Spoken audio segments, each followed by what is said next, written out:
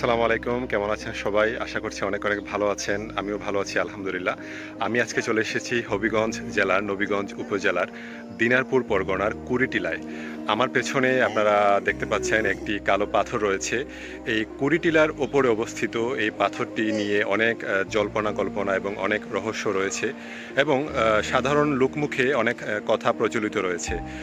তো আজকে আমি আপনাদেরকে সেগুলো বিস্তারিত বর্ণনা করব যে এই পাথরটি নিয়ে এখানকার নবীগঞ্জ উপজেলায় কি কি কথা প্রচলিত আছে। আমাদের নবীগঞ্জ উপজেলার প্রাকৃতিক সৌন্দর্যমণ্ডিত একটি স্থান হল দেবপাড়া ইউনিয়নের কবুলেশ্বর গ্রামের পাশে আনুমানিক প্রায় ৬০০ ফুট উঁচু কুড়িটিলা। এই কুড়িটিলা ও চারপাশের পরিবেশ দেখতে বেশ মনোরম। এখানে রয়েছে বেশ কয়েকটি পুরনো গাছ, নাম না জানা বিভিন্ন ফুলের সমাহার, যা হয়তো আপনি আগে কখনো দেখেননি। তবে সব কিছু ছাপিয়ে এই টিলার প্রধান আকর্ষণ হচ্ছে এর উপরে থাকা রহস্যময় একটি কালো পাথর। মূলত এই কালো পাথরের জন্যই মানুষজন এখানে ঘুরতে আসেন। ১২ ফুট দৈর্ঘ্য, ৯ ফুট প্রস্থের রহস্যময় এই পাথরকে নিয়ে সাধারণ মানুষের মাঝে কৌতূহলের পাশাপাশি নানা কল্পকাহিনী প্রচলিত আছে।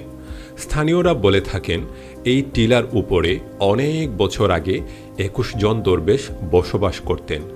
একটি পাথরের দরজা ছিল যা দরবেশদের ইশারায় খুলে যেত।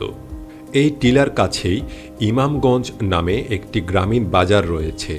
অনেক বছর আগের কথা, সে সময় এই বাজারে বড় বড় মাছ কেটে বিক্রি হতো। মাছের পরিত্যক্ত অংশ ফেলে দিতেন বাজারের মৎস্য ব্যবসায়ীরা। ফেলে দেয়া মাছের এই পরিত্যক্ত অংশগুলো কুড়িয়ে নিয়ে যেতেন সাদা পোশাক পরিহিত এক লোক। কেউ তাকে ভিক্ষুক বলে জানত, আবার কেউ তাকে দরবেশ বলতো। এই দৃশ্য প্রতিদিন মনোযোগের সঙ্গে লক্ষ্য করতেন শামসু মিয়া নামের এক ব্যক্তি। একদিন কৌতূহলবশত শামসু মিয়া দরবেশের পিছু নিয়ে সুড়ঙ্গ পথে দরবেশদের আস্তানায় লুকিয়ে প্রবেশ করেন। এক পর্যায়ে দরবেশরা শামসু মিয়ার অস্তিত্ব বুঝতে পেরে তাকে অভয় দিলে তিনি দরবেশদের সামনে আসেন। দরবেশরা তাকে নিয়ে একসাথে খাবার খান। সকল দরবেশরা শামসুকে সতর্ক করে বলেন, যদি আমাদের আস্তানা এবং আমাদের খবর কাউকে বলো তাহলে তোমার মারাত্মক ক্ষতি হবে।